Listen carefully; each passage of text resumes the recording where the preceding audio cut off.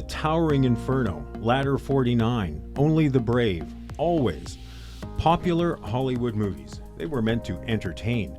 But fire is no laughing matter, especially for those brave people who don a firefighter's uniform and 30 or 40 pounds of gear and go into a burning building.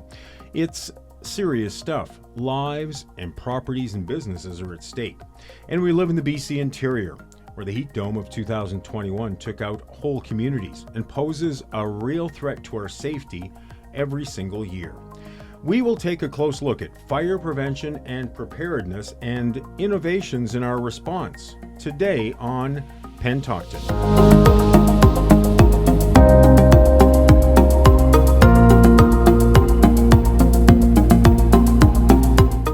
Hello, PenTALKton, and welcome to PenTALKton, a podcast from the city of PenTALKton discussing some of the hot topics in our community. My name is Dale Corey, longtime resident, a Series V's hockey and speedway racing fan. I get involved, I know many of you do as well. We do it to help shape our city.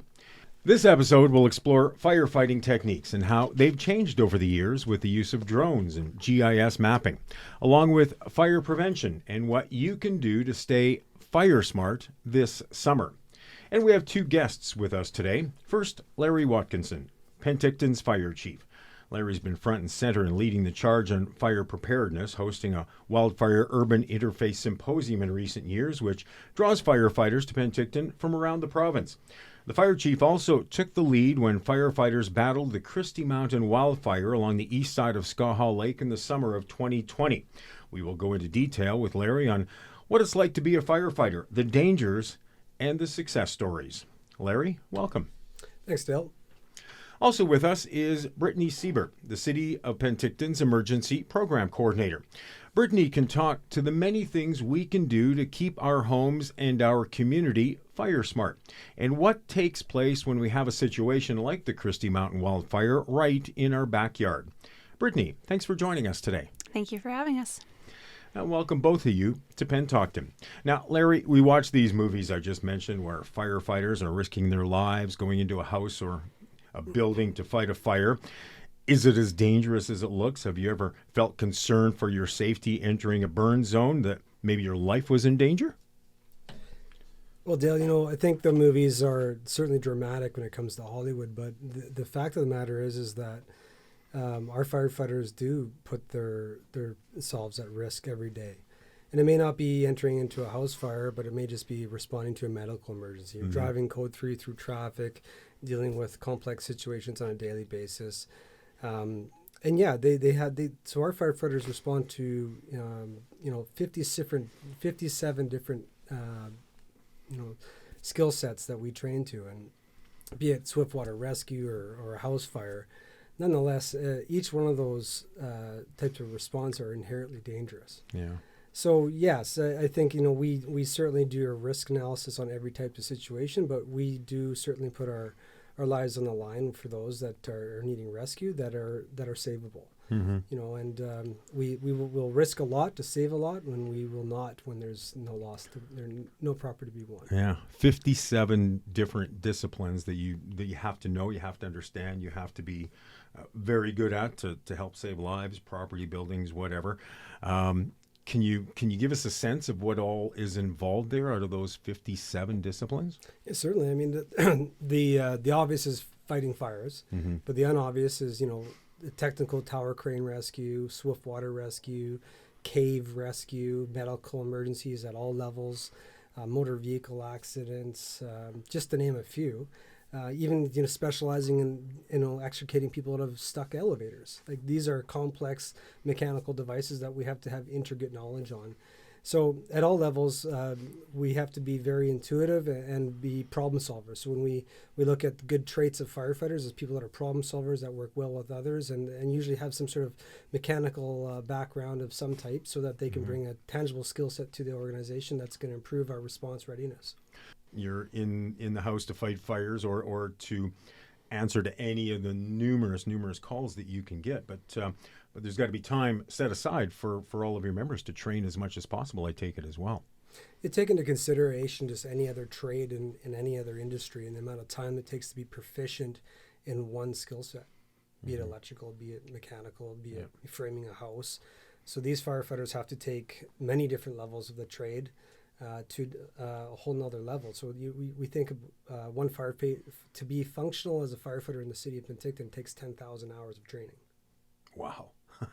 So that alone, that investment in that individual, I mean, it's a 30-year career. They don't typically move elsewhere. In fact, in my career, I've hired firefighters from outside of Penticton, but I've never seen a firefighter leave the city of Penticton to another job. Yeah. I mean, it's a great place because we're an all hazards response agency.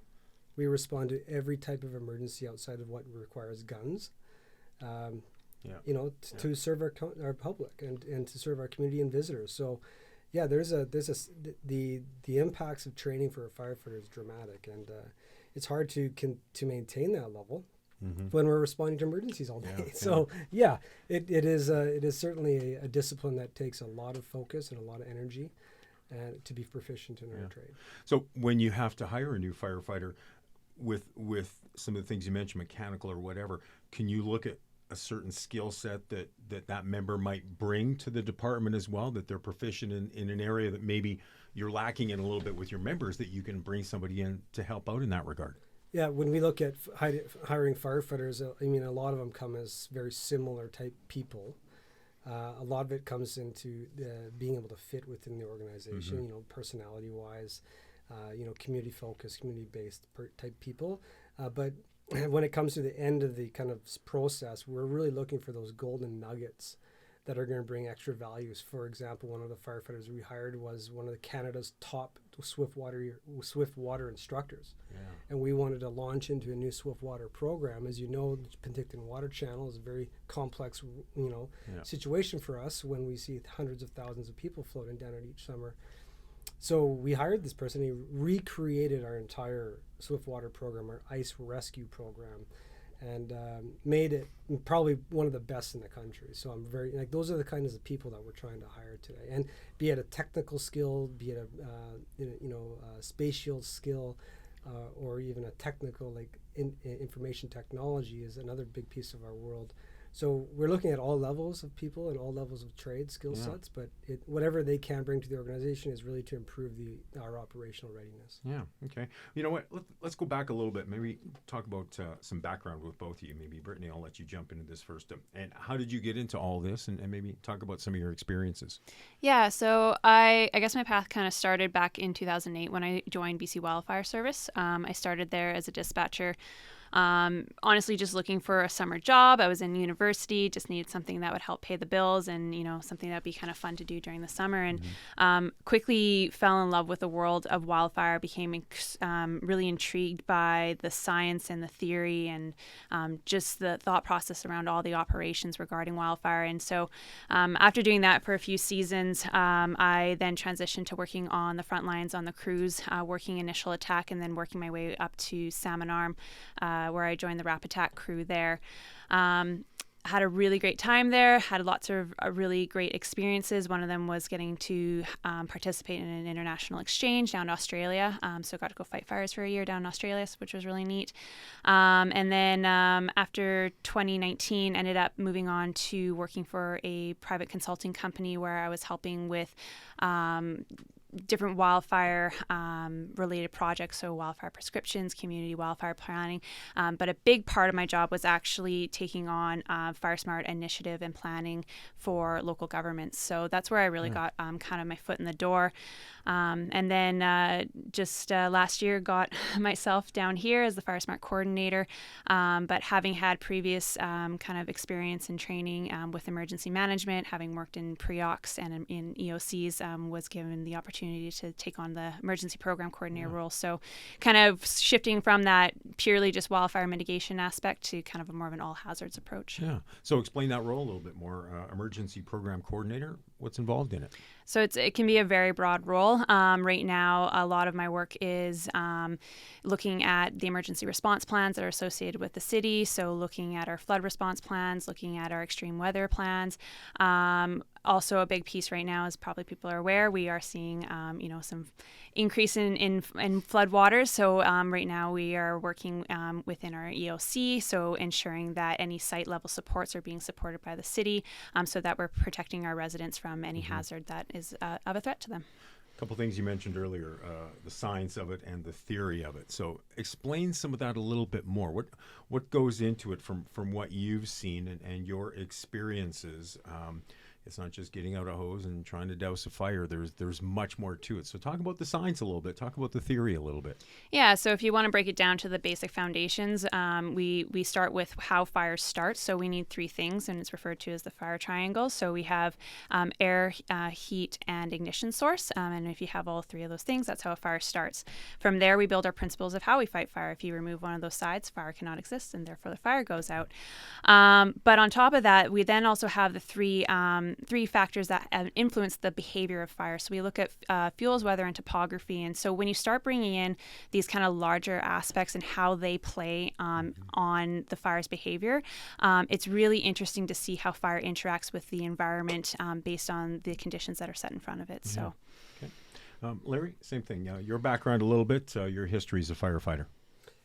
Well, my history goes back to 1999, where I was a ski bum and a ski patroller up at Big White Ski Resort, and did volunteer firefighting on the side with the Big White Fire Department. And it's something about that camaraderie of the group and the environment of the ski hill was, it was a lot of fun, and we had a lot of great experiences up there. And that's actually where I started my career after going to school and getting educated. And the regional district there hired me as a firefighter and training officer. And I actually, after 7 years, left Big White as a deputy chief and moved down to the Lower Mainland, to where I took a position with the District of Mission as the assistant chief of operations and training, and put a lot of time in Mission and got some really good experience down there. There's the District of Mission is a dynamic community with a lot of fires and big fires, supporting big cities like Abbotsford and Maple Ridge, Coquitlam, and so on. So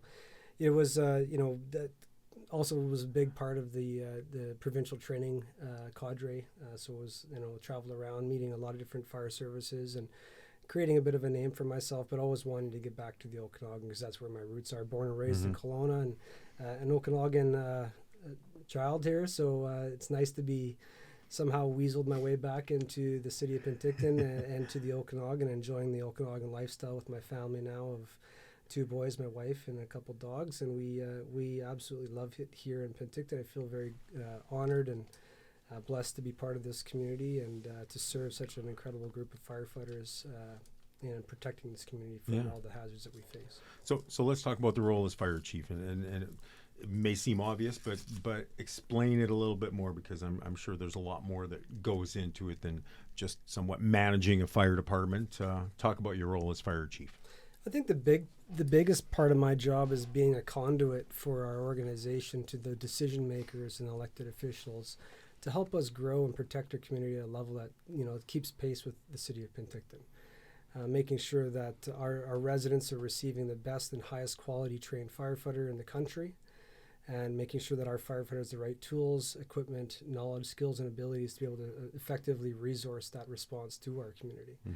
Obviously doing risk analysis and risk gaps is a part of my job too, but being a resource limited fire department, we're 37 full-time firefighters on the floor, and with a fire prevention division and emergency management team, myself and 2 other command staff chief officers, we operate this organization with a cadre of about 30 auxiliary firefighters. So a relatively small organization when it comes to a fairly what we'll call an all hazards community, where we see an influx of population in the summertime, and we have people demand the same level of services where they're coming from. So we really do try to step to the plate for that, and I know our elected officials definitely support that kind of that motion. But For me, also, I'm a Type 1 incident commander.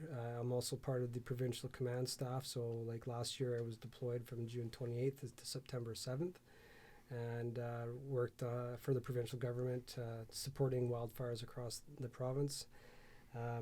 It's important to me because as you know, Christie Mountain came to our community, and I was here. I was in the face of that, and I called for help from my colleagues, chiefs from all around the province, and they came too.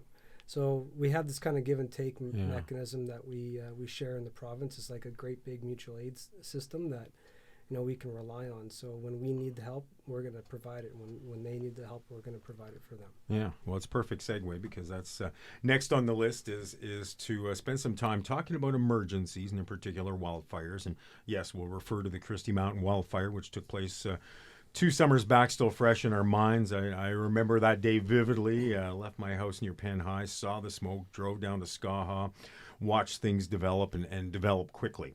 So let's talk about this process. What happens at the very beginning? A call comes in. It's a fire in the mountains. Larry, what happens at the fire hall at that moment? So we're going to do a size up on where the fire is located because we are, first and foremost, we protect the citizens of PenTALKton, their property and values within our city's boundaries. So we would never respond to a wildfire that took away any kind of operational readiness to serve our public. That being said, we don't want the fire to reach PenTALKton and then burn down the community or threaten it. So we have a very close working relationship with BC Wildfire Service in the response to these types of fires. So if we get a call from our cadres in the BC Wildfire Service to help them, certainly we will staff up the organization so that we can go and respond and support BC Wildfire in those responses. And if they're simply not available, they may be on another fire. We will also action it appropriately as best we can and call in other resources from our mutual aid departments around the valley here from the regional district. So we have a very close-knit group of people that respond in synergy to be able to support each other, either in a short, like ad hoc kind of initial attack response, or even if it's a long, drawn-out provincial wildfire event. So, I think we've done a good job learning from our lessons from like the Okanagan Mountain Park fire in 2003 and how we, in some cases, worked in silos. Today, I see that we are working a lot more collaboratively and becoming way more effective in the face of a wildfire to our communities. Yeah. Brittany, same thing. What are your first steps as emergency program coordinator? And let's go back to Christie Mountain. What would have taken place from your side of things as soon as that call came in that there was a serious fire or serious wildfire in close proximity to PenTALKton? Yeah, I mean, part of that call comes from the incident commander if they're going to need that site support. But if they were needing that site support, then we are activating the EOC. So we're bringing in our staff members in response to that wildfire. And really what we're there to do is support that site level with anything that they may need. So it could be issuing evacuation alerts or orders, helping with messaging, providing resources to help with traffic, it's honestly, it's just such a broad spectrum of things that we could be doing. It's just very much of what can't be handled at that site level. We're there to help. And we're just kind of that conduit from the site to the province and in helping ensure that our residents are being taken care of in that response phase. So. Yeah. Larry, you've hosted the Wildfire Symposium for a number of years now. How has that helped? You've brought firefighters in from around the province for a 3 or 4 day period up on Campbell Mountain. How is what you've learned there, what you've done in that symposium helped in fighting wildfires? Thanks, Dale. And the Wildfire Symposium was kind of a brainchild out of actually a bar napkin with a couple of my colleagues when we were at a conference in Reno. It's based off the 2017 wildfires, and we recognized that municipal firefighters who are great at structural firefighting had gaps in their training when it came to wildland firefighting. So we came back from that experience and decided to put together some of our best practices because we're an inherently prone wildfire communities, right? Yeah. So we've gotten to be pretty good at it. And so the province supported that, and we created actually curriculum to deliver around the province, hence the Wildfire Symposium. And in fact, the last 2 years have been, well, last year in particular, I saw a dramatic change from the 2,000 firefighters that we've trained from the Wildfire Symposium. The operational differences and the safety of the firefighters that have had the training that now come out on deployment to protect other communities is astronomical. We're speaking the same language, we're communicating the same way, we have accountability pieces in place, we understand how we're going to check in and check out of the wildfire, the right proper personal protective equipment and tools, etc. Knowledge, skills, and abilities to be able to be there safely. And I think my colleagues would reverberate this point, is that we're better at what we do now, considering the training that we've created for the province. Yeah. Let's talk about what's changed over the years and talking more about fighting a fire away from city limits, drones, helicopters, GIS or geographic information systems. How has technology improved and helped you be able to fight a fire, especially when it comes to the wildfires we're talking about? Christy Mount's a good example. So when we, once the fire front was through, and we go to the rudimentary, hardcore firefighting tactics, right? Like we get in front of that fire and we flank it. We do all the aggressive firefighting tactics when we're in the fight, right? The real firefight. And then after the fire front's gone through, we've started using technology, drones, footage like LiDAR or thermal imaging cameras. So what that gives me is a map to be able to go and clean up hotspots around homes, so that when I leave and 3 days later that house doesn't burn down. Because I forgot, I missed something, right? So in order for us to let the EOC know, like Brittany's role is say, hey, we're going to release this now so public can return. I got to know, and I have to be comfortable that it's safe for them to do so. So by having the drone footage and the thermal imaging technology, I can go directly to those hotspots quickly and just put crews on it, knock it down. So instead of having what we used to do is like cold trailing, like getting our hands in the dirt, feeling where the hotspots were, literally, we can do it now so much faster. So the Christie Mountain, we were able to return those residents home days in advance of what we would have been able to do before. Right, and the second piece of that is technology, like our GIS systems that are specialists in the city.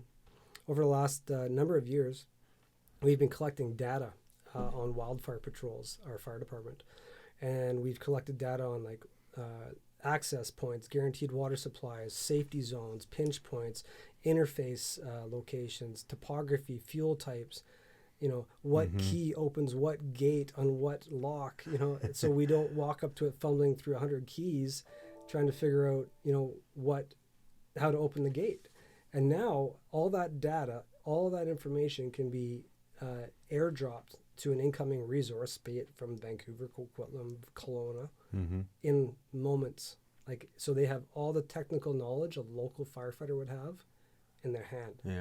On their device. So, I mean, technology, when I talked about golden nuggets, hiring great people to be able to fill these gaps, that's what we're doing. We're getting better based on technology. So you have to hire somebody in particular that knew how to fly drones? Hey, well, we've been talking about that, so I don't say that too far off. So on the flip side, what's remained the same? I mean, is fighting a fire still just fighting a fire, whether it's in a residential home or a business in the city or a wildfire? What's kind of stayed the same from what you did a few decades ago when you first started? Well, technology with our breathing apparatus, our protective clothing, or just our knowledge on tactical firefighting safety protocols, our training for our command staff, being able to do more comprehensive risk management decision making for the safety of our firefighters has come,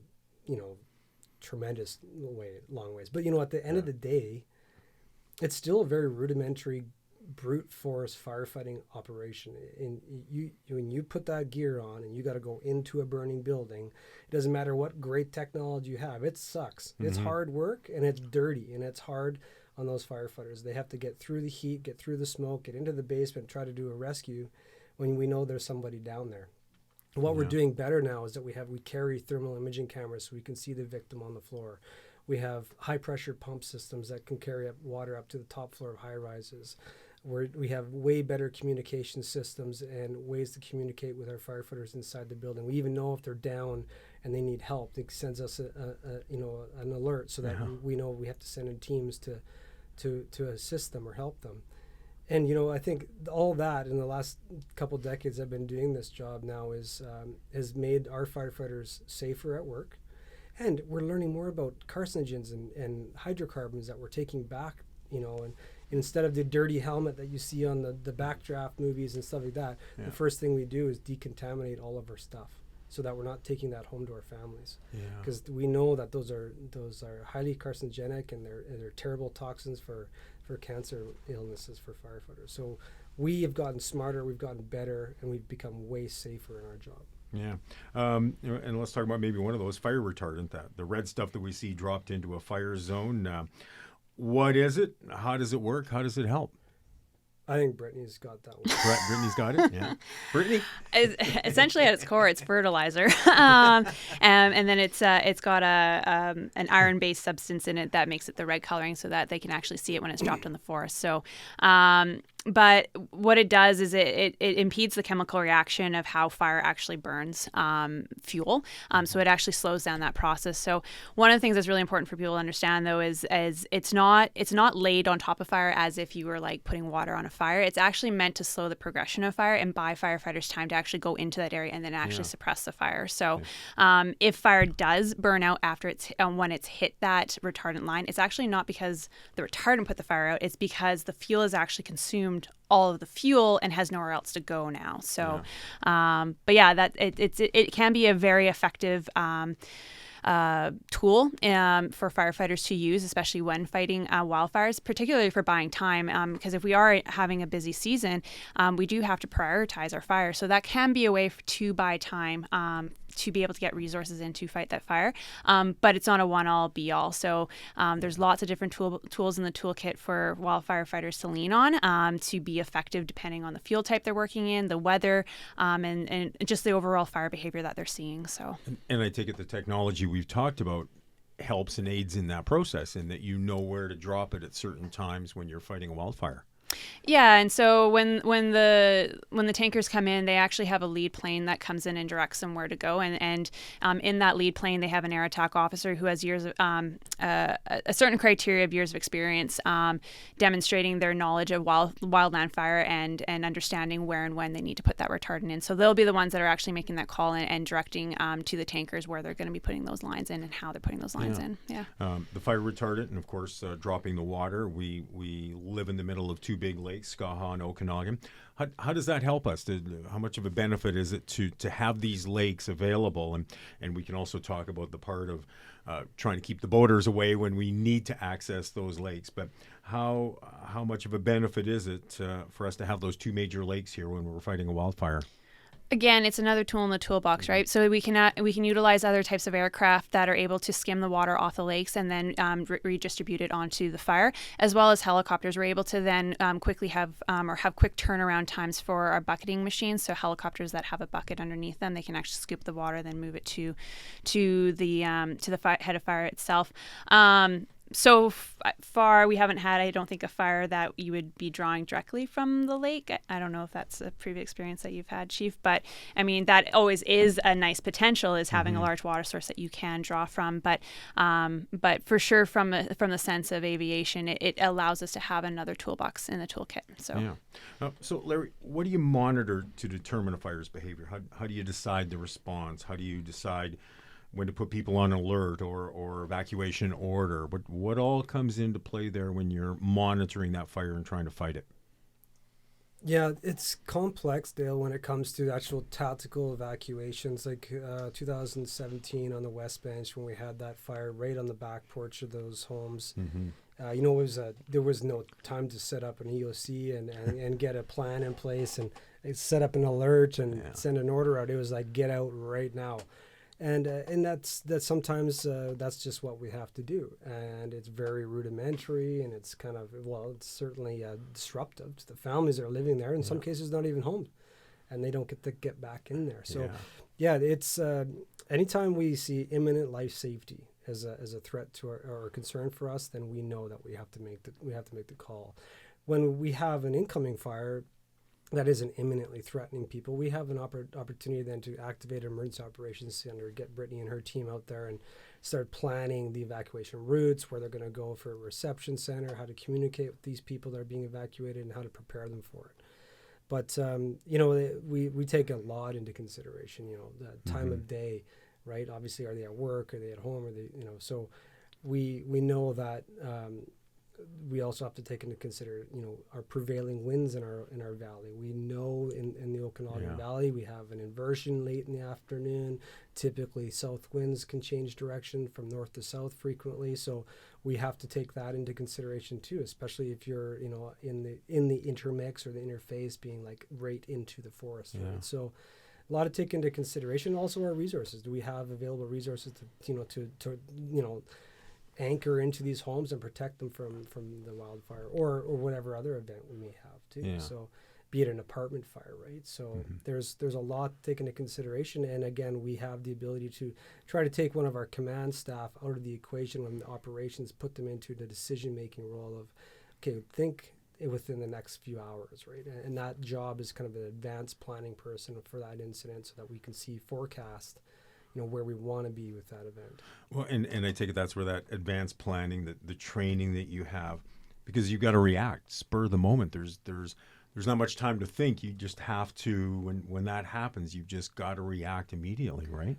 And I think we have a very strong mentorship program in the fire service where, we train as firefighters, learn our trade, then we train to be leaders in our organization, and then we get mentored as leaders. Then you become a suppression captain, and you get more experience in that role, and you work your way through these different levels of experience where training is great, but experience, that gut instinct, honestly, is a lot of times like where you're going to make the right decisions. And sadly, we have to do some very hard decision making and make choices. What we're gonna set up our protection models on, and what we're not going to set up our protection models on. And sadly, that's a very it's an ucky feeling to have to make a decision that way. Yeah. But in some cases, we have to make those hard choices. Yeah. So let's talk about fire preparedness and prevention and lived experiences. Homes obviously burn more readily when they're not fire smart. So Brittany, what can people do to fireproof their homes and try to stay away from those dangerous situations as much as possible? Yeah, so we have a great program called the Fire Smart Program, which is a set of guidelines and recommendations that homeowners can follow to help bolster the resiliency of their home. And it really operates off of that fire triangle principle, which I talked about earlier, being the air, fuel, and oxygen, fuel, and heat. Moving that fuel component of it. So looking at your home and all the property around it, what is available to burn, and if we can remove the item that has the potential to burn, we're essentially cutting off the fire's path to your home. So some of the easier stuff, or I guess the labor intensive items that people can be looking at, is looking at the vegetation that they have around their homes. In the city of PenTALKton, we have a lot of homeowners that really favor cedar hedges or juniper hedges, particularly because of the option that they provide for privacy. Mm-hmm. However, they are extremely volatile. And so we're really trying to encourage our residents to not necessarily or I shouldn't say not necessarily, we don't want people clear cutting around their yards. We still want to have beautiful, landscape around our homes. We're just considering what fuel we're using. So we're talking about fuel conversion. So using fire resilient plants around the home so that we aren't increasing that volatility around the home. Some other things that we look at, and definitely can be more of a long-term planning, is starting to retrofit our homes. So if we have homes that are built out of wood siding or wood shake roofs, single pane glass, anything that's really that combustible material or is going to have poor protection against that radiant or direct flame contact, replacing that with a non-combustible material. So that's things like our hardy cement board, having our asphalt shingles, having tempered pane glass. There's lots of different steps that we can be taking, and that's the great thing about, and one of the great things we have about the program is that we have an opportunity for our residents to actually get a one-on-one assessment with our wildfire mitigation specialists, and they can spend that time educating you on what FireSmart is, the steps that you can be taking, and the specialized steps for your home that you can be taking. So we've definitely been encouraging our residents to take up on that offer. Yeah, we've certainly piqued their interest, and it's such important stuff to take note of and understand. What can people do if they do want to find out more information? Is it on a website where they can go to and get some of this? Yeah, I mean, in general, there's the firesmartbc.ca website that I always encourage people to go to. But for here locally in Penticton, people can reach out to us at firesmart@penticton.ca. It's our direct inbox. And you just basically send an email and say, hey, I'm interested in the FireSmart programming. How can you assist? And we'll just get in touch with you, and we'll talk about the options that are available to you, whether it's a one-on-one home assessment, coming out to your neighborhood and doing an information session, helping your neighborhood maybe becoming a FireSmart recognized neighborhood. So there's lots of different options that we have. We just need you to kind of just step up to the plate and get a hold of us. So yeah, check out the PenTALKton.ca, our wildfire toolbox too. Okay. It's a great resource, and all of the programs that Brittany's been speaking about are all online there. So PenTALKton.ca, and check out the wildfire toolbox. Yeah. Okay. Excellent. No, we encourage everyone to do that. A 72-hour kit, and residents, it's always so important to be prepared. So, what's in a 72-hour kit, and where should you keep it in case of emergency evacuation? So there's two types of kits that we talk about when we're regards to emergency preparedness. So there's an emergency kit and then our grab and go bags. So our emergency kits are more of like a stationary kit that we would have at home for hazards that we would shelter in place. So the pandemic would be a really great example where the safest thing for us to do was to stay home.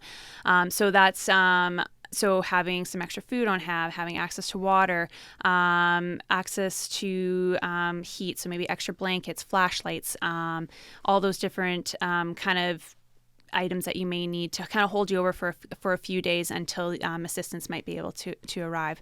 And then a grab and go bag is actually very similar, but it's a bag that is created in a way that is easily accessed and then taken with you when you need to leave a home. And so that's usually when we're dealing with things like wildfire, where if it becomes a hazard or the hazard is encroaching on the home, or then we're asking people to obviously leave that area. And so you want to take those items with you. So you might be adding things in like some additional clothing, maybe having some cash on hand, definitely taking copies of certain documentation, so IDs, if you have pets, their vaccination records, having photocopies of like your passport, your insurance policies, and actually a really great one that a resident had brought up was your if you have a blood donor card or some kind of idea as to your medical needs, is really great to have on hand. So if you go on to preparebc.ca, there's actually a ton of really great resources on there, and it actually explains how to develop your own grab and go bag and how to even develop your own personal preparedness plan. So there's actually a downloadable PDF that I highly recommend to everyone going on and doing. So, but yeah, essentially what both those kits are meant to do is just to help you in the first 3 days of an emergency to at least hopefully get you to the point where assistance can be available to you. Yeah. Okay. Fire bans, and let's talk more about this, something we haven't had to worry about too much with the rain that we've seen so far this spring, and we just had a downpour as we were making our way over to record the podcast today. So, Larry, what goes into making the call? Who makes the call? What information goes into declaring a fire ban? Yeah, Dale, I don't want to make it too complicated because the technical jargon can get a little bit overwhelming, but we monitor the indices, basically the duff layer being under, what's on the ground in the forest, the larger fuel types, how dry what the drought codes are of the products. And we really try to evaluate those and base them on some sort of a benchmark that we've had experience on in the past, right? So we try to follow the provincial guidelines, but the provincial areas that they evaluate are much larger than just the kind of hotspot of the city of Penticton. So although you may see the provinces doesn't have a fire ban in the Kamloops Fire Center, the fire chief may have put a ban on the city of Penticton, and that's based on our local indices, right? Our local demands on wildfire. So the ban itself is on the shoulders of the fire chief, and I have that jurisdictional authority through our bylaws. And I don't take it lightly because I understand people enjoy their campfires and they have backyard fire pits.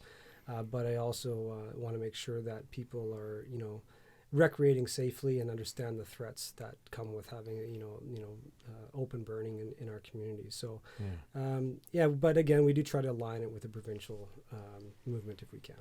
So at this point, there are no fire bans. You can have a backyard fire if you'd like to.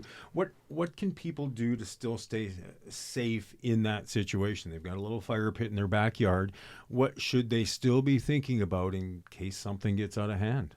Well, yeah, having a rapid deployable bucket of water or a garden hose in your backyard, be around the fire. Don't just leave it, abandon it in your backyard. We go and you'd be surprised how often we go to homes that have had a backyard fire and they just left it burn out for the evening, and that's not safe, clearly. But make sure the wind isn't picking up.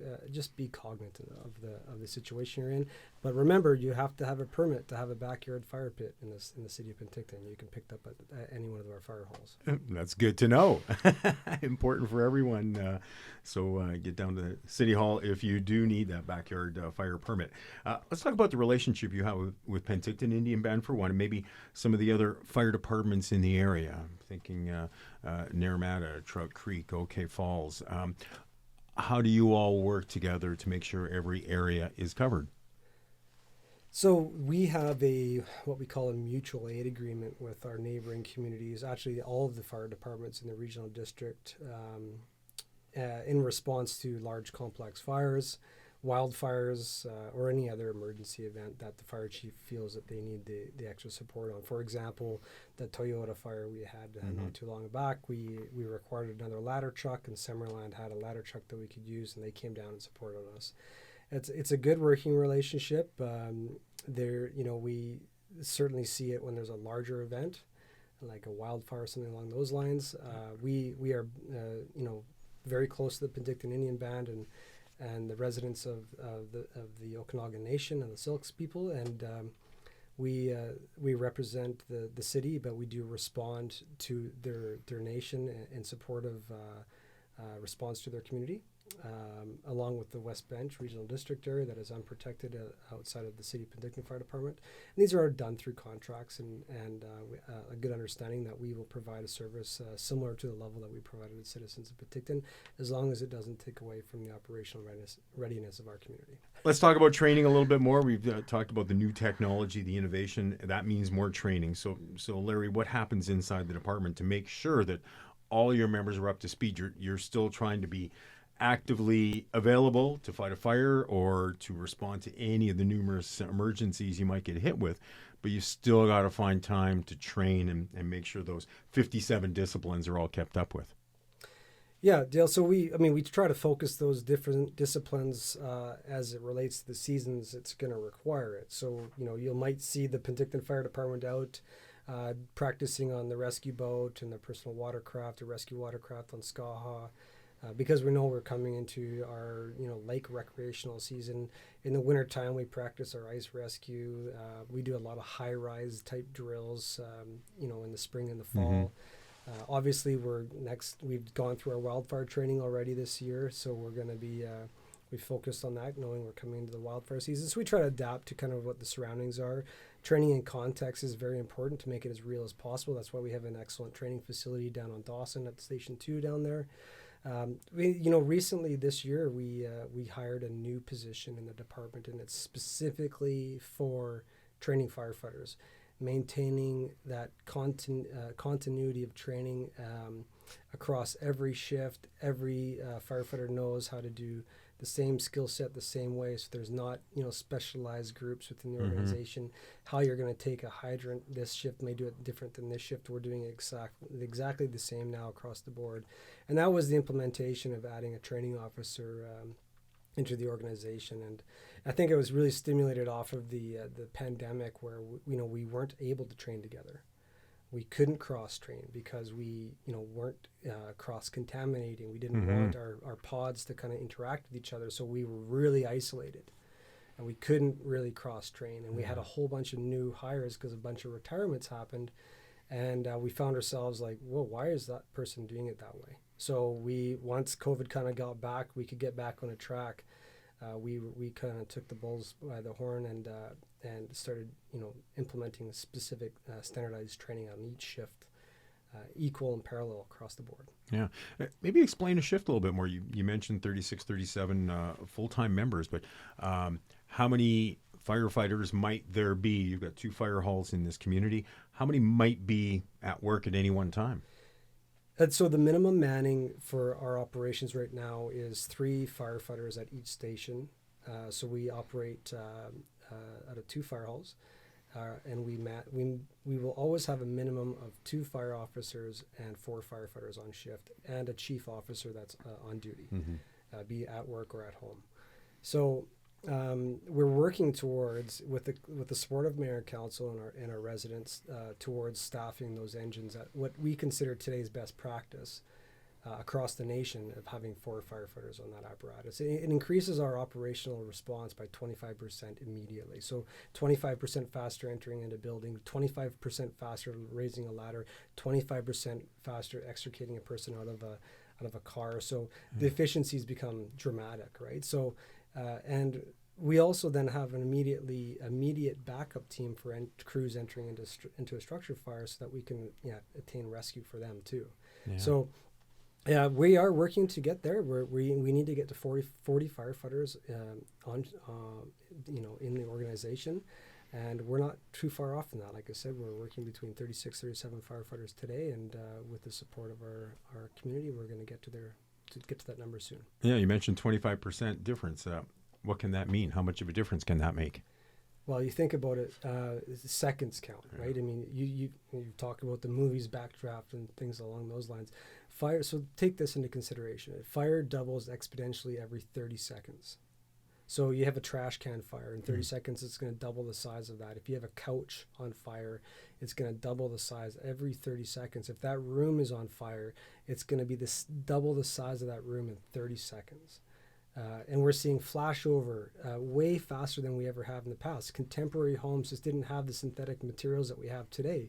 Plastics, polys, the combustibles that we're putting into our homes today are not the traditional wood-based and cotton-filled seatings that we used to have in our very traditional type homes. So we're seeing fires move much more quicker throughout homes, and they're built to be in a box, right? Like the insulation, the windows, the ventilation is, especially the new homes, is so it's so enclosed. It doesn't give the opportunity for the fire to breach out and let it breathe. So now we're going into homes that are like very dangerous situations, because we are seriously in a backdraft situation when we get there on scene. Brings up another question to ask, and that is with the way homes are built these days. There's many more townhomes. There's many more apartments. Getting away from single family homes. How does that affect things? And do you have any say in it from a fire suppression standpoint or a fire smart standpoint? The way homes are built, do you get any say in that? I think the BC Building Code helps with that, and we are working with our mayor and our elected officials on trying to create a more robust wildfire community plan, so that when developers build homes in the interface, that they should be following the best practices of Fire Smart, so that they are more resilient to the head of a fire front. When it comes to these complex, large dwellings where there's multiple families, be it a high rise, be it a complex building, like we have a lot of 4-story garden apartments or walk-ups in our community. That is complex firefighting, because a lot of times they don't have standpipe systems, so we have to stretch hand lines into the building to actually make access to the properties. We need to improve our ladder truck facility. Our ladder truck's aged out, so we're replacing that soon. But so like large buildings create a much harder issue for us, and so we have to make a decision. Are we going to evacuate and get people out of the building, or are we going to go to fight the fire at the source? So it's kind of a remove the threat or remove the people. Yeah. And those are one of those decisions that we have to make as an incident commander. Is a lot of these places that we have in PenTALKton are non-ambulatory homes, right, where people aren't easily movable, right? There may be a care aid home or whatever it may be, or a hospital. So we have to make that risk analysis and decide on how we're going to actually address the fire and the problem at hand. Okay. I just wanted to interject something. I think it's also just so that people aren't getting confused with some of our programming in town, because Fire Smart and some of the fire building codes, they're kind of they're in the same realm of that we're looking at how a home burns, but it's from different perspectives. So when we're talking about Fire Smart and how we're building a home to a Fire Smart standard, we're talking about how a home is reacting to the external influence of a wildfire, versus the building codes is kind of dealing more with, now that the home is ignited, how is that fire going to transmit through the home? So it's very different approaches as to what we're actually dealing with.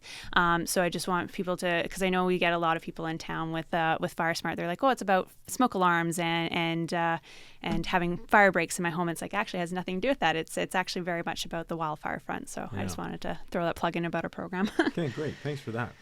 Some personal thoughts and views on your experiences, and you can both talk to this, but there's a tragedy involved with any fire, whether it's loss of human or animal life or property. So how do both of you deal with what you see possibly on a day-to-day basis with your job? How do you deal with all that personally? I've stepped away from the front lines of firefighting now, but I certainly feel the burden on our firefighters, dealing with, it certainly is it is a burden to wear when we're responding to, complex medical emergencies, or maybe even somebody in this community, motor vehicle accidents, house fires, and fatalities. It's an environment that we carry that burden with us throughout our careers, and we have created a safe place to talk about how we're feeling about those situations in our fire department, or at least I hope we have. We've created a really strong network of individuals that in our organization that are peer support groups. We have clinical specialists on the team that can come in and speak to our firefighter spiritual guidance to help us work through more complex issues. We've created programs like what we call, one is the Resilient Minds, and how to work through these thoughts process. And we debrief almost every call that is at least somewhat complex. And I call it complex because it could be just a multiple overdose call that day. We've gone through overdose calls, 8 to 10 times a day in some cases. So that wears on the firefighters, and are all first responders in a sense, be it paramedics or RCMP. The impacts of that is carried for their entire career, but we want to make sure that they have a mechanism to be able to unload that, and to be able to speak to professionals and clinical specialists, and to have a strong peer group, and to remove the stigma of the burdens of that mental health problem. Yeah. Brittany, I'll let you answer that as well. I mean, how do you deal with it from your role as emergency program coordinator? Yeah, I think for me, I'm taking this question a little bit differently, in the sense of that I think the more and more I see when it comes to the disasters that are happening around our province from all different types of hazard, the more and more that it's hitting home for me that we need to be proactive and not reactive.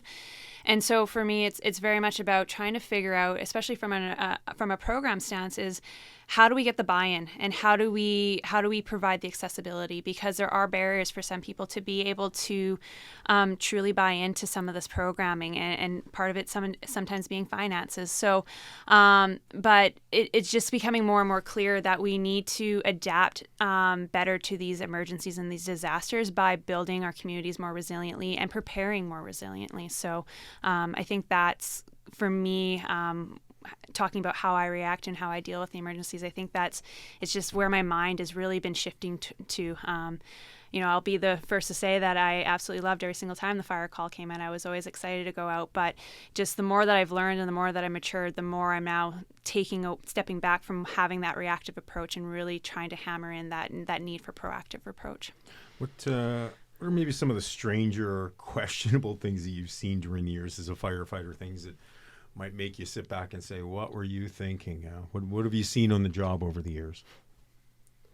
Oh boy. we can go on for 10 or 15 minutes. I don't know if I can share those details on the air with you, Dale, but people do irrational things when they're in a high arousal situation, be it a pet left in their building when it's on fire, be it the unknown family member that's, you know, it possibly in a burning building. People do very emotional, irrational things, and it's not anything against it's just they're human beings, and they react to the connection to people, right? Yeah. And I wouldn't say they you know, logically are making the right decision, but I can understand the feelings that they're going through, and I've been there. I mean, I've had I won't speak to the exact situations, but you know, I've had people run into burning buildings that you know, we had to now change our tactical objectives to not doing a firefight to do a rescue. Yeah. So yeah. it is it can be very challenging. But what I would say this is, please, if you're not in that emotional state and you're not in a sense of high arousal, and you're being asked to evacuate a location, please do so, because what you do if you don't is you put the firefighters now in a place of, you know, despair, because they have to make a decision on if the fire comes into that community and you have not left, now we have to deal with you. And that is more precedent than fighting the fire, obviously, but it changes our whole strategy and tactics. Now we have a life to deal with, not just a building. Yeah. Right. So please take that into consideration when you've been asked to leave an alert area. Brittany, maybe to start to wrap up the show, being fire smart, being safe in your own home. Let's throw a couple of things out real quick that people can walk around their home after listening to this. Think about what you say and act on it. So what can people do in their own homes or their businesses to stay safe or to take away any opportunities for a dangerous situation to occur? I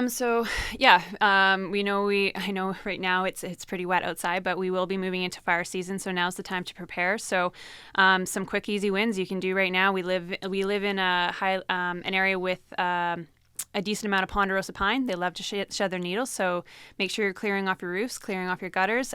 Make sure you're cleaning up the needles that are on the ground. If you are a resident that has those cedar hedges, consider some fuel conversion. We do have we have 3 businesses now in town that are supporting the Fire Smart plant taking program. So the Home Depot, Garden Works, and Flowers on the Bench all have plants that are identified as being fire resilient. So go down and check out some plants that you could switch out your cedars with. Beyond that, having your grab and go bag ready. Check your insurance policy. Make sure it's going to be adequate coverage during a wildfire event, particularly if you are under evacuation. And just have an emergency plan. So go to that preparebc.ca and download the PDF for a fillable personal preparedness plan. And I think those are some of the quickest, easiest wins you can do, and it's gonna make a huge difference. So that's what would be my advice. Okay, good stuff. Larry, you've got a somewhat unique role. You're trained to fight fires. You're the fire chief, but I guess a perfect day at the office is not having to fight any fires, right?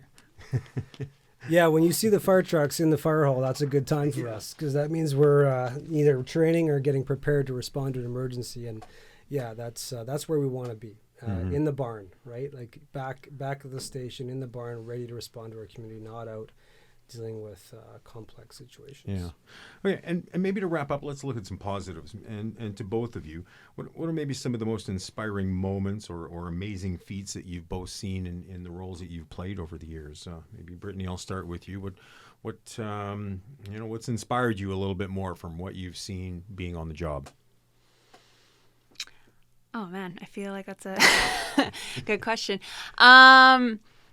Yeah, I think, I mean, I'm inspired to do this job because I think for me it's just the inevitables, and so wanting to be engaged and wanting to be there to help the community to be resilient in those times of emergency and through the tough times is really my inspiration. And I think where, like I said, I've just really switched my mindset from being reactive to proactive, and a lot of that has to do with some of like the science I was talking about earlier. We didn't really get into it, but just understanding the science as to how homes burn, how people react to emergencies, all that stuff is just fascinating to me. And so learning from all of that really inspires me to learn from those lessons and apply them to our program so that, like I said, we can become the most resilient community that we can be. So yeah, Larry, I guess the most inspiring thing is, as Brittany just mentioned, is you're always learning. You're learning something new, which helps you do your job better, potentially save lives, save buildings, save animals, save everything.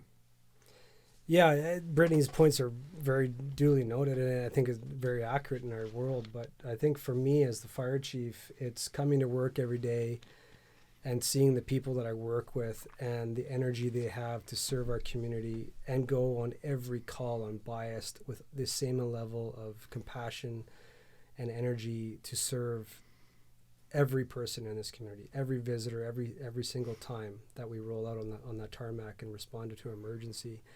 As the fire chief, that's a hugely humbling and encouraging thing, and that makes me want to do well for my organization and for the people that we serve. So thank you, PenTALKton. Yeah.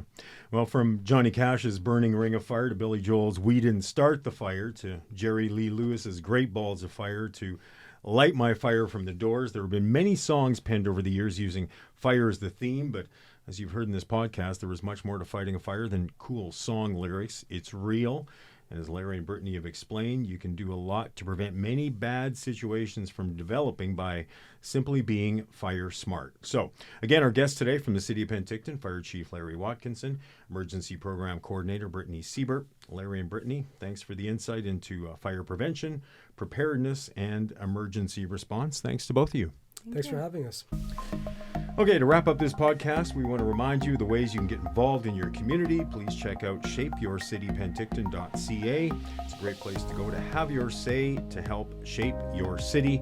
Let's all work toward a community which looks after its own, welcomes others with open arms, and continues to provide us with the best place on earth to live.